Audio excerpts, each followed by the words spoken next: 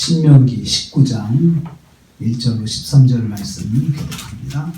오늘 말씀은 가나안 땅에 살면서 백성 간에 일어날 수 있는 비고의적 살인사건을 해결하는 방식에 대해서 설명하는 것을 내용으로 하고 있습니다. 도피성으로 도피하게 하라 하셨습니다.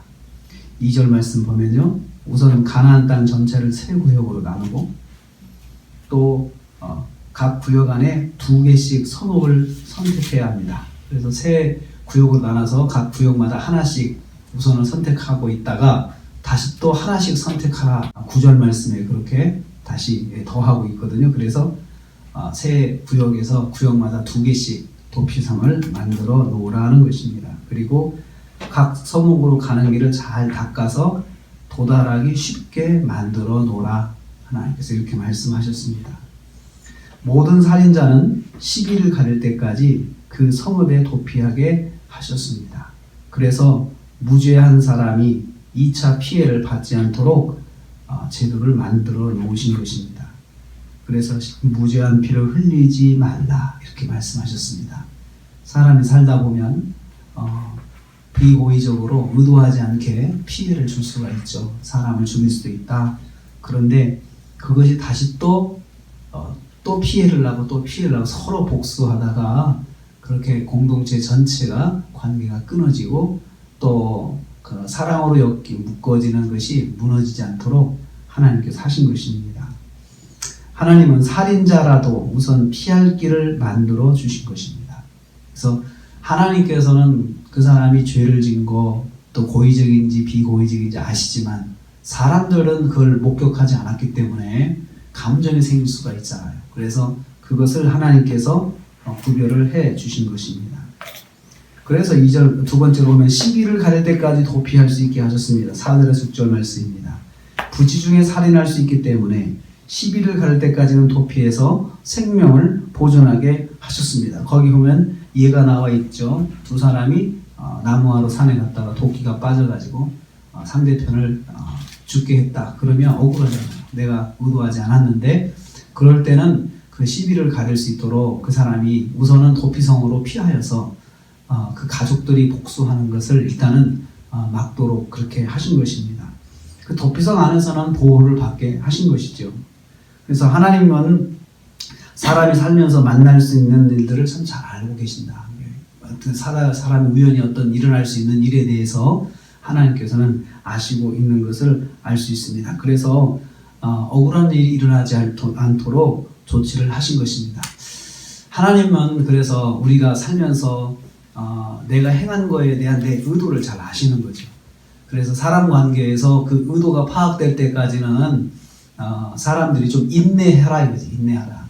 그래서 우리에게 하나님께서 말씀하시는 것은 우리도 내가 일단 피해자가 됐을 때 또 내가 가해자의 입장이 되었을 때 내가 고의적이지 않을 때는 좀 기다려야 된다는 거죠. 상대가 나에 대해서 과격하게 말할 수도 있고 시비가 가질 때까지는 근데 그 기간만큼은 또 하나님께서 보호를 해 주시니까 억울해도 그 도피성 안에서 기다리고 있어야 되는 거죠.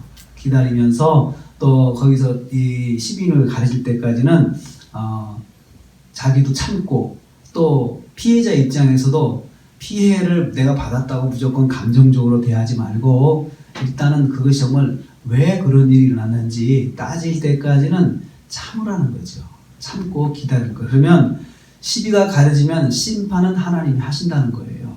그래서 그런 제도를 통하여서 이스라엘 백성에게 조금 자중할 수 있도록 항상 모든 일이 일어났을 때 자중해서 생각하고 결정할 수 있도록 하나님께서 그런 제도를 만들어 주신 것입니다.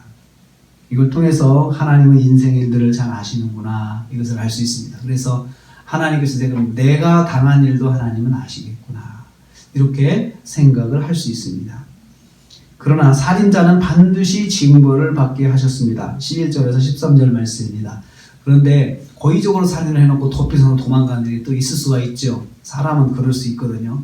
그래서 아주 거짓말을 하기 위해서 도피성을 악용할 수 있다는 거예요. 그것도 하나님께서 또 그 경우도 미리 말씀을 해주시는 거예요. 그럴 경우에는 일단 이 사람이 고의적이다 할 때는 장로들이 나서서 그 일을 해결해 줘라. 장로들이 나서서 그 일을 해결해 줘라. 그래서 공동체가 그런 그 피해를 봤을 때는 정말 피해자, 가해자에게는 마땅한 형벌을 가할 수 있도록 공동체가 제도를 만들어서 지켜줘야 한다라는 것입니다. 무지하게 살인을 행한 사람은 반드시 징벌을 받게 하신 것입니다. 단 억울한 징계가 없도록 유예 기간을 가지게 하신 것입니다. 이것을 통해서 이걸 우리는 보통 이제 사회법이라고 이야기를 합니다. 십계명 외에 사회법으로 하나님께서 인간들 사이에 있을 수 있는 일에 대해서 규정을 하셨는데, 특별히 생명의 문제에 대해서는 함부로 결정하지 말아라. 생명의 문제에 대해서는 함부로 결정하지 말라. 이것이 하나님께서 원하시는 것입니다. 죄는 반드시 징계하십니다. 죄는 반드시 징계하시고 살인한 자는 살인으로, 사망으로 똑같이 죄를 받게 되어 있습니다. 그러나 따져보아서 정확하게 심판을 하기를 원하셨습니다. 사람은 실수할 수 있기 때문에 정확성을 가질 때까지 따져보아야 한다는 거죠. 실수를 했다 그러면 그것을 용납해 줘야 된다. 그러나 고의적인 것은 반드시 징계해야 한다. 이것입니다. 오늘도 우리가 하루를 삽니다. 하나님께서는 저나 여러분이 살면서 겪는 일에 대해서 아주 세밀하게 보십니다. 그리고 그 모든 상황을 먼저 하나님이 아십니다. 그리고 그것이 시비가 가려질 수 있도록 하나님께서 또 하나님은 반드시 따져 주신다는 것이죠. 그래서 사람들이 못하는 건 하나님이 반드시 하십니다. 하나님께서 인간의 제도를 통해서, 사법권이라는 제도를 통해서 하나님 대신 대리적으로 그걸 판단하게 하셨죠. 그래서 사법권을 가진 사람들한테는 옷을 입히잖아요. 단복을 입히죠. 그것은 뭐냐면 그 사람의 개인이 아니고 이것은 그 하늘이 준 권위를 갖고 있다는 뜻이에요. 그런데 그들이 그것을 맡았을 때는 하나님께서 하나님의 뜻대로 시비를 잘 가리라는 거죠. 그걸 못하면 하나님이 하십니다. 반드시 하나님이 하십니다. 오늘 우리가 하루를 살면서 하나님이 우리의 문제를 세밀하게 보시고 아신다는 사실을 기억하시고, 오늘도 하나님을 바라보시면서 결정하시고 또 생활하시고 승리하시는 하루가 되시기를 주님의 이름으로 축복합니다.